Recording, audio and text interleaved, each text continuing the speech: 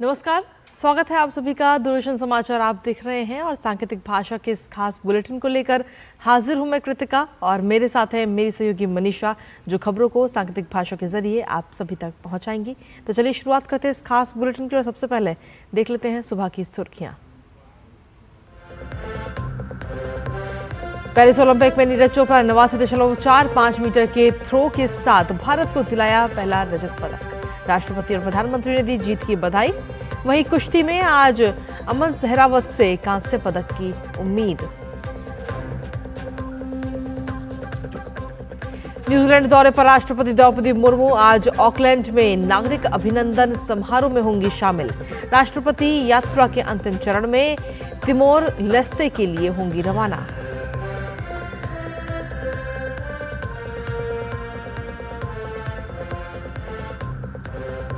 लोकसभा में रेल संशोधन विधेयक 2024 सहित 4 विधेयक होंगे पेश। 2 विधेयकों पर होगी चर्चा। वहीं राज्यसभा में प्राइवेट विधेयकों पर चर्चा प्रस्तावित।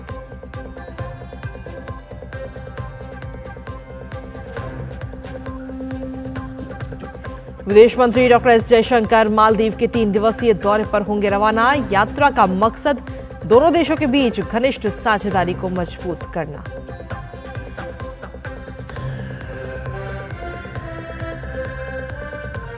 सुप्रीम कोर्ट आज 11 अगस्त को होने वाली नीट पीजी 2024 परीक्षा को स्थगित करने की मांग वाली याचिका पर करेगा सुनवाई। तमाम परेशानियों के चलते परीक्षा को स्थगित करने की लगाई है गुहार।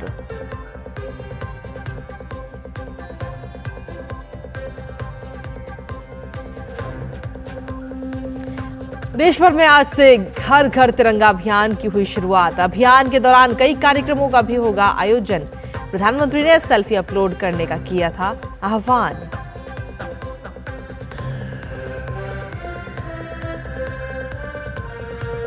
अमेरिका में इस साल होने वाले राष्ट्रपति पद के चुनाव में रिपब्लिकन उम्मीदवार डोनाल्ड ट्रंप और डेमोक्रेटिक उम्मीदवार कमला हैरिस ने 10 सितंबर को चुनावी बहस के लिए जताई सहमति। एबीसी पर ट्रंप और हैरिस होंगे आमने सामने।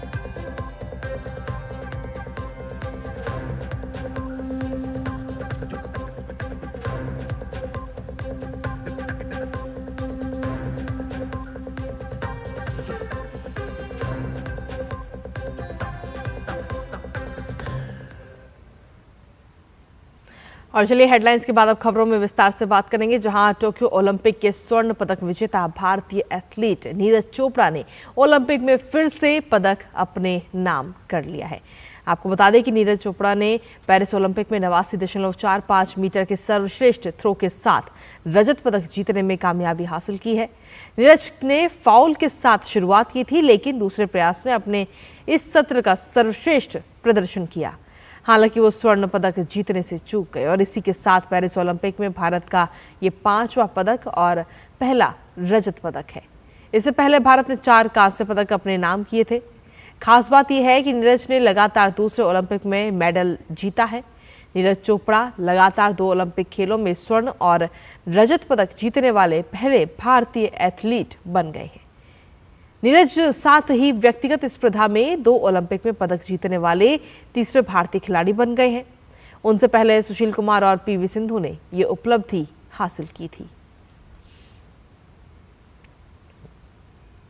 पेरिस ओलंपिक में रजत पदक जीतने पर भारत के स्टार भाला फेंक एथलीट नीरज चोपड़ा ने कहा कि देश के लिए पदक जीतने की खुशी है, लेकिन अब अपने प्रदर्शन को बेहतर करने का समय है। अपनी कंट्री के लिए मेडल जीता है तो उसकी खुशी है। और अच्छा करेंगे, मेहनत अभी करेंगे। ये तो दिन है, कभी किसी खिलाड़ी का दिन होता है, कभी किसी का, लेकिन हम मेहनत करनी नहीं छोड़ेंगे और अभी आगे और भी कंपटीशन आते रहेंगे, उनमें फिर मेहनत करके और अच्छा करेंगे। वहीं राष्ट्रपति द्रौपदी मुर्मू ने पेरिस ओलंपिक में रजत पदक विजेता नीरज चोपड़ा को जीत की बधाई दी है। उन्होंने सोशल मीडिया प्लेटफॉर्म एक्स पर एक पोस्ट किया, जिसमें उन्होंने लिखा कि पेरिस ओलंपिक में रजत पदक जीतने और इतिहास रचने पर नीरज चोपड़ा को हार्दिक बधाई। वो लगातार 2 ओलंपिक खेलों में स्वर्ण और रजत पदक जीतने वाले पहले भारतीय एथलीट हैं। भारत को उन पर गर्व है। उनकी ये उपलब्धि आने वाली पीढ़ियों को प्रेरित करेगी। भारत को उम्मीद है कि नीरज चोपड़ा भविष्य में और भी पदक और गौरव लाएंगे।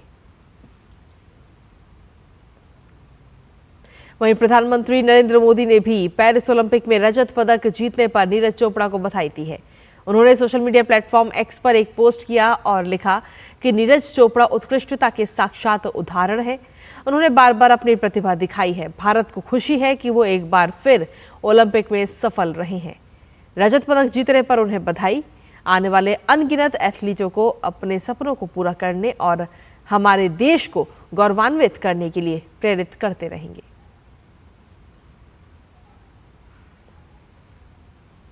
पेरिस ओलंपिक में आज भारतीय पहलवान अमन सहरावत से कांस्य पदक की उम्मीद है।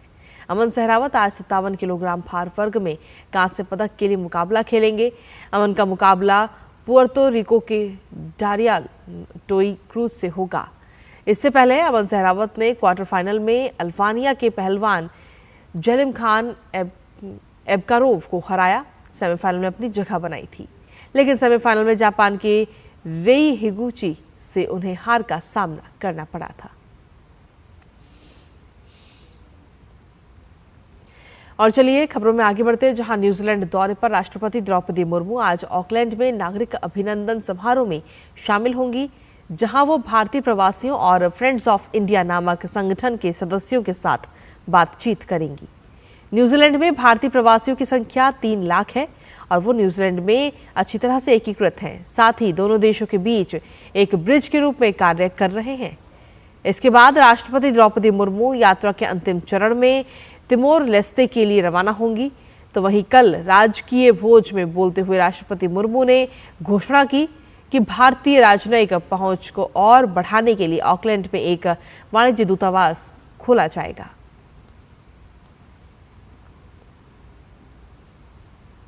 और चलिए आगे बढ़ते हुए बात अब संसद सत्र की कर लेते हैं, जहां लोकसभा में आज 4 विधेयक पेश किए जाने के लिए सूचीबद्ध हैं।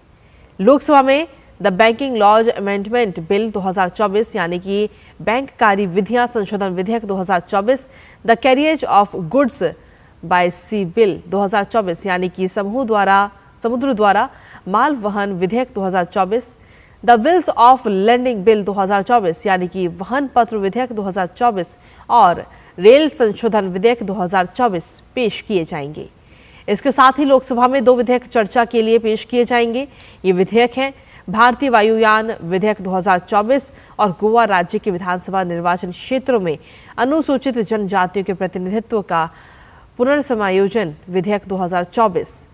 इसके साथ विभिन्न विधायी कार्यों के साथ साथ प्रश्नकाल के दौरान विभिन्न मंत्रालयों से कई अहम प्रश्न भी पूछे जाएंगे। साथ ही प्राइवेट मेंबर बिजनेस दौरान कई प्राइवेट बिल भी सदन में पेश किए जाएंगे। इसके साथ ही कई प्राइवेट विधेयकों पर चर्चा भी की जाएगी। तो वहीं अगर राज्यसभा की अगर बात की जाए तो उच्च सदन में आज कई विभिन्न विधायी कार्यों के साथ साथ प्रश्नकाल के दौरान विभिन्न मंत्रालयों से कई अहम प्रश्न पूछे जाएंगे।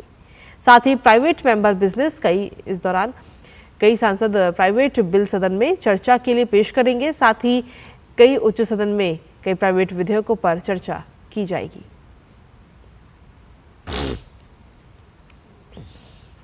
विदेश मंत्री डॉक्टर एस जयशंकर आज से 3 दिवसीय मालदीव की आधिकारिक यात्रा पर रहेंगे। यात्रा का उद्देश्य दोनों देशों के बीच साझेदारी को बढ़ाने के साथ ही दोनों देशों के बीच घनिष्ठ संबंधों को मजबूत करना है। साथ ही भारत के नेबरहुड फर्स्ट और सागर विजन का अहम हिस्सा है। विदेश मंत्री की ये यात्रा इस वर्ष जून में नई केंद्रीय मंत्रिपरिषद की शपथ ग्रहण समारोह में शामिल होने के लिए मालदीव के राष्ट्रपति मोहम्मद मुइज्जू की भारत यात्रा के बाद हो रही है। विदेश मंत्री ने इससे पहले जनवरी 2023 में मालदीव का दौरा किया था।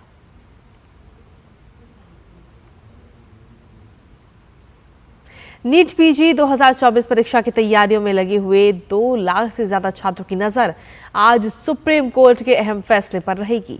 दरअसल आज सुप्रीम कोर्ट नीट पीजी 2024 परीक्षा स्थगित करने की याचिका पर सुनवाई करेगा।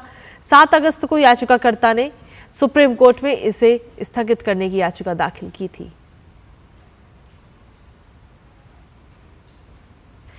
मुंबई के प्राइवेट कॉलेज में हिजाब, नकाब, बुर्का, स्टॉल और कैप पहनने पर लगी रोक के खिलाफ सुप्रीम कोर्ट आज अहम सुनवाई करेगा।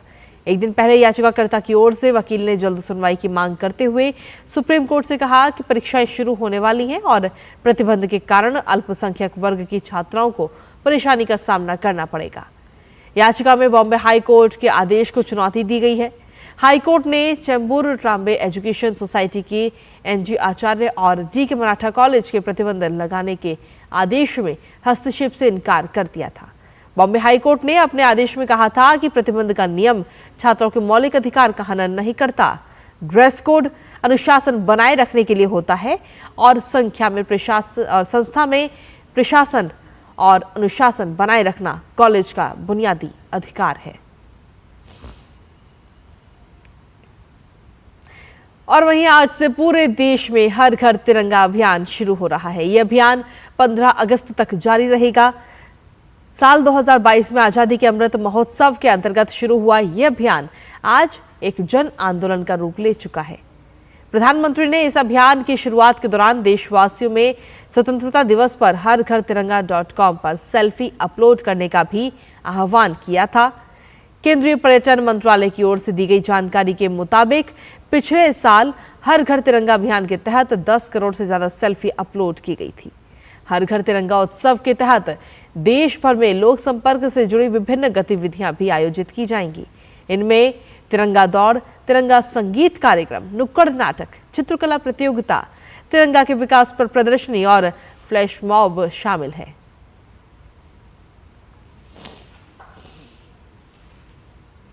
और अब बात अंतर्राष्ट्रीय खबर की, जहां अमेरिका में इस साल होने वाले राष्ट्रपति पद के चुनाव में रिपब्लिकन उम्मीदवार डोनाल्ड ट्रंप और डेमोक्रेटिक उम्मीदवार कमला हैरिस ने 10 सितंबर को चुनावी बहस के लिए सहमति जताई है।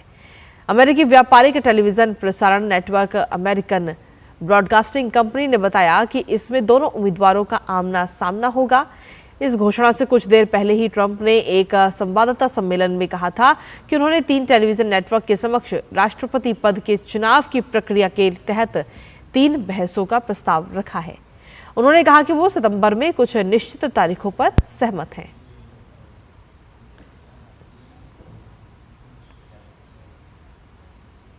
और इसी के साथ फिलहाल सांकेतिक भाषा के इस खास बुलेटिन में मुझे, मेरी सहयोगी मनीषा और हमारी पूरी टीम को दीजिए अनुमति।